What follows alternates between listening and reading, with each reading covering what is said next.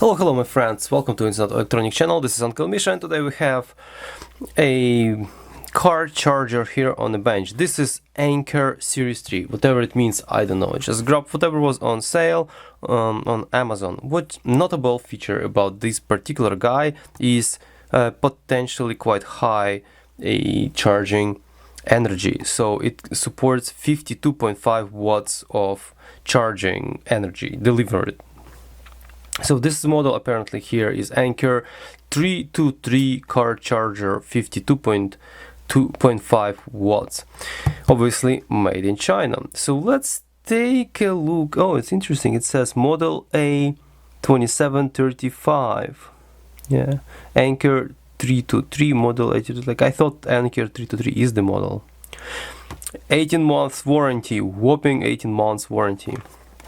So let's take a look what we have here and see how it performs.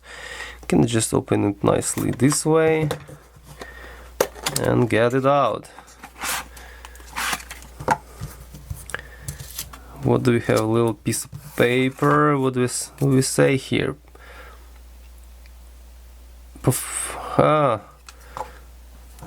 Français. Okay, we have some manual stuff here, essentially telling you what you already know, how to connect it, and here it is. It's pretty tiny. Oh, I hate this. Why would you do this? Look how tiny this guy is.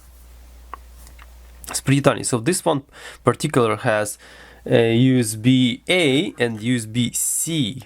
USB-A and USB-C, which is pretty cool because I think USB-C can actually push quite a bit of power. I'm not sure if there's any particular specs here, like essentially telling what ports support what energy. Yeah, it doesn't really say much here. Yeah, for the fastest yada yada, use Anker cable. Doesn't say. Or maybe. Wait, I saw some numbers.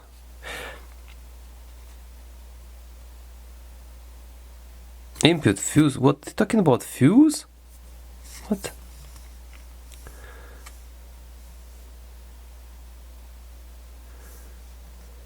Output fuse. For the continued protection against risk of fire, place only visible. What? What fuse? What fuse? What fuse?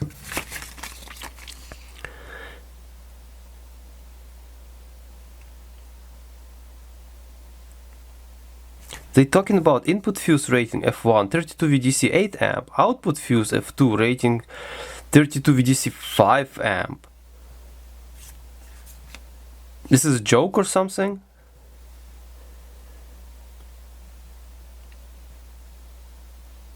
Here it says do not disassemble the charger.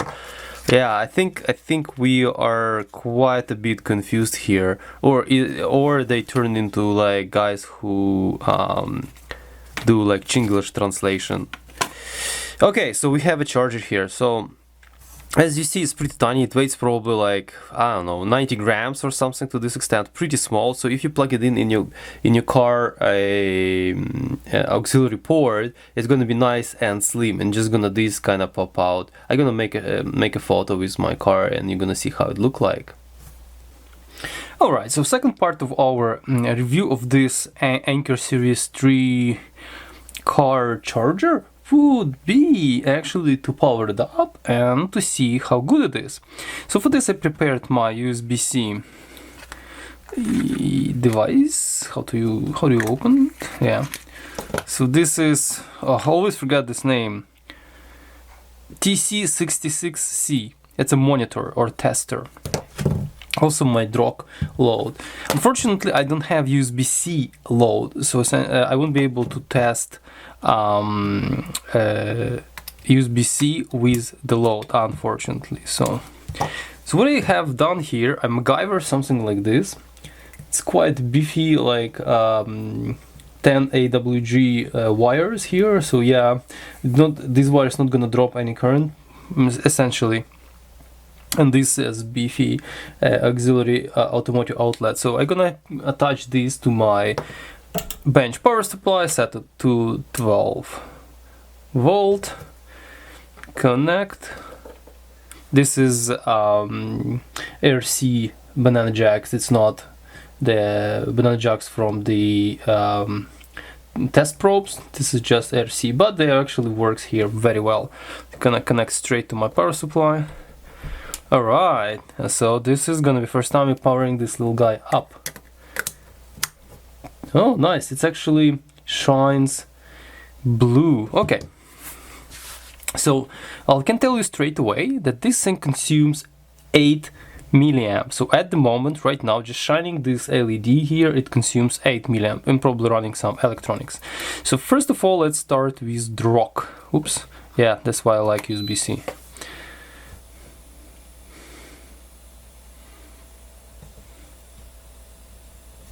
Okay, let's just lower everything down. Okay, does it say? Okay, USB-A, 5 volt, 3 amp, 9 volt, 2 amp, 10 volt, 2.25 amp. So the maximum through USB-A gonna be 22.5 watt max. So unfortunately, again, I wouldn't be able to switch a voltage right here. So you're gonna crank it up and see if it's really tops up at 3 amps. Huh.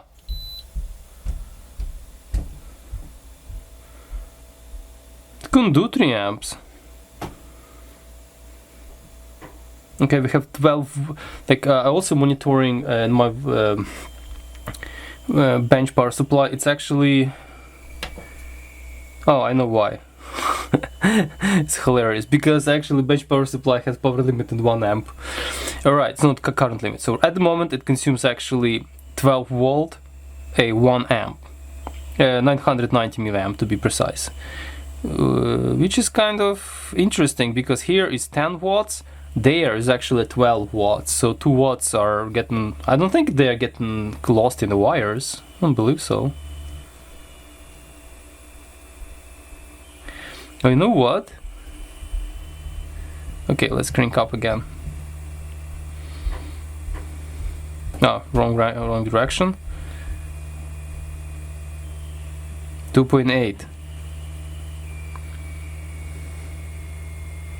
3 amp. 5 volt, 15 watts.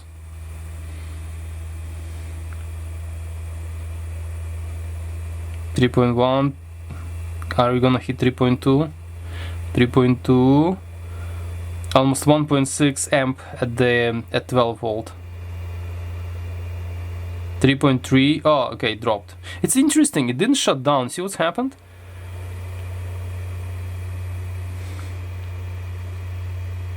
Voltage. So it actually handles 3.3, but when you hit 3.3, voltage drops to 3 volts. No, it does not shut down. It's kind of interesting. Okay, now it's shut down. 335, it's shut down.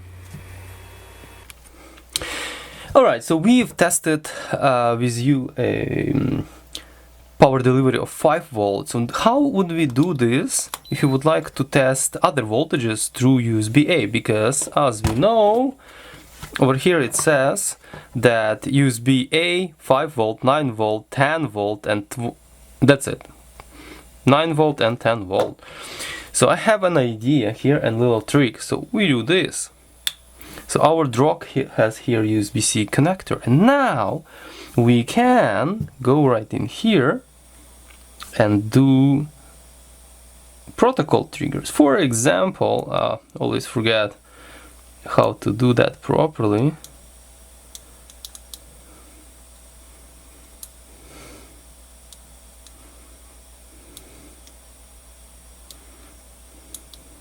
Okay, so we are at 5 volt. We are at 5 volt. Now let's go to 9 volt. So this way I can switch it from 5 to 9. Okay, and now we can crank it up to see where it's gonna die. 1.3, 1.5,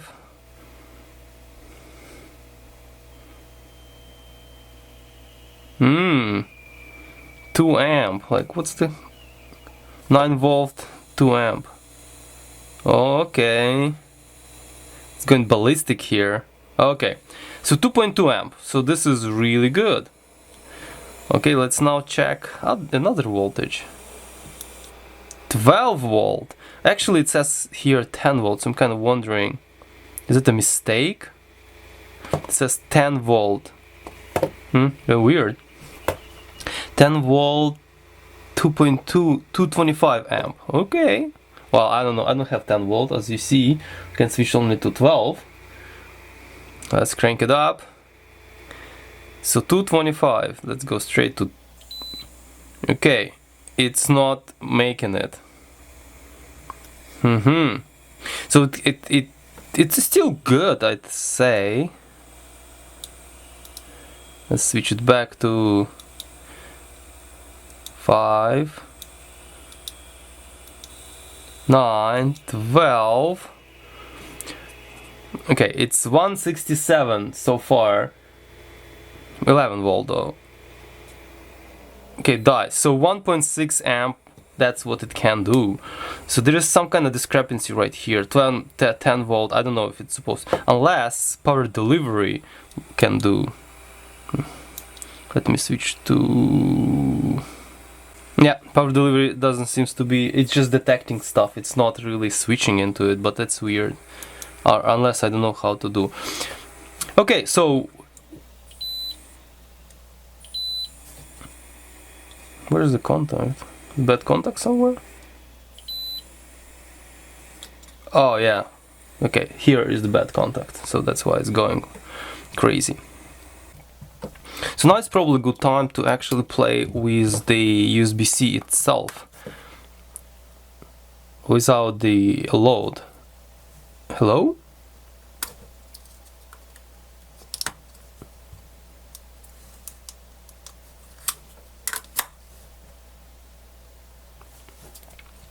Yeah, it was some kind of glitch, weird.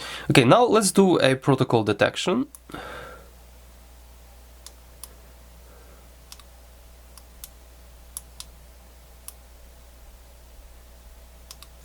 So it does protocol detection. It supports, I hope you see that, but I'm gonna read it. Qualcomm QC20, Qualcomm QC30, Samsung AFC 9 volt, Type D power delivery, Huawei FPC 9 volt. So Qualcomm QC5, 9 and 12 volt is supported, 20 volt is not supported.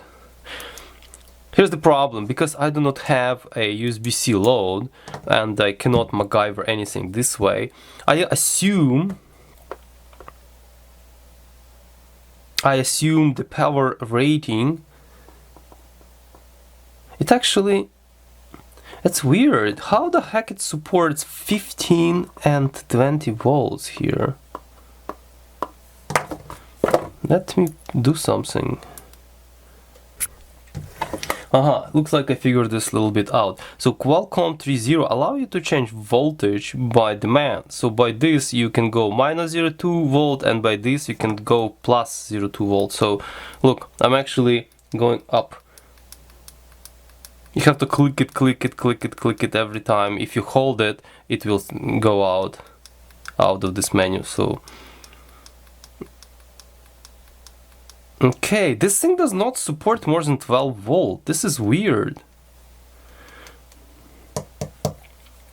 You see, like I can't go higher than 12 volt. This is, I'm not understanding. Well, unless this device is not smart enough, and this thing actually supports 15 and 12, 15 and 20 volt, but definitely 12 is supported. And I do not have I don't know what. Here's my Galaxy S10. I'm not sure if it has even ability to go to switch 15 and 20 volts. Yeah, that's interesting. So I'm not sure what's going on here. Let me grab actually charging cable to the phone and actually see if it goes there. So here we are. Got my cable. So okay, let me reset this stuff. Yeah, because whatever, I don't wanna like go and put some weird voltages into already properly working phone. Okay, consuming about 10 watts at the moment. Fast charging. Alright, that's good. It's positive. Let's go. Connect this guy right here. Connect this guy right here.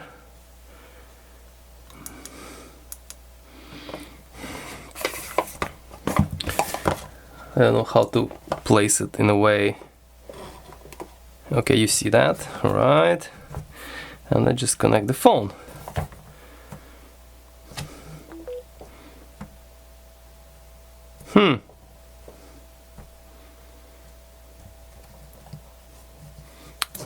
What's going on? It doesn't want to go through the paces of switching things.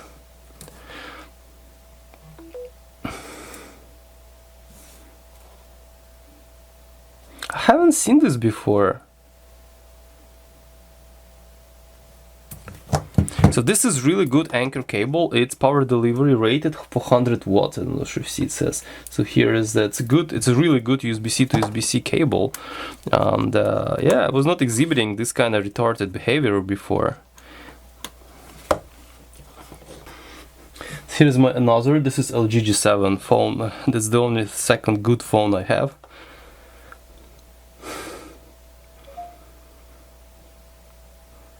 Yeah, the same story, it doesn't switch to 12 volt. Huh. How about straight? Well, it doesn't have, like, it's charged. It's not done this phone is fully charged. Yeah, it's really hard to. How about this? It's bidirectional. Let's see what I'm gonna say here. Okay, let's see what it's gonna say here.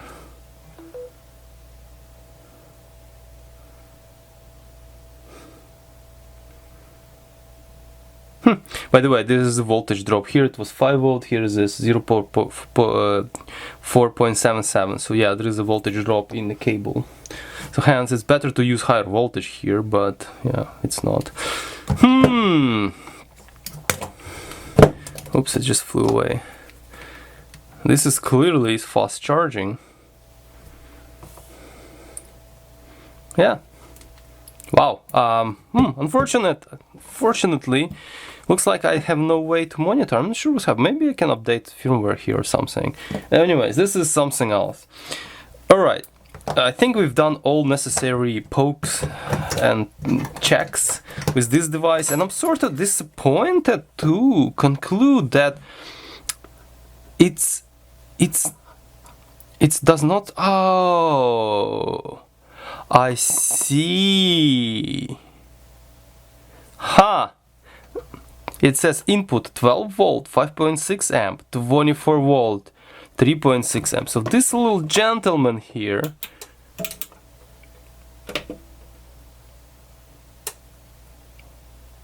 supports 24 volts. Let me see something. Let's go to our protocol.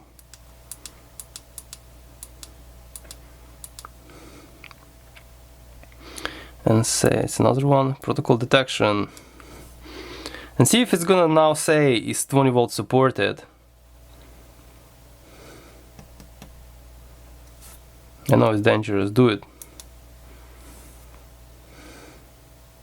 No, it still does not.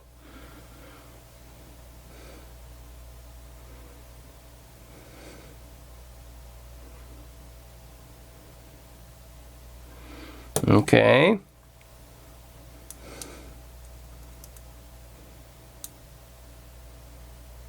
Let's go Qualcomm 3.0. We know now that this is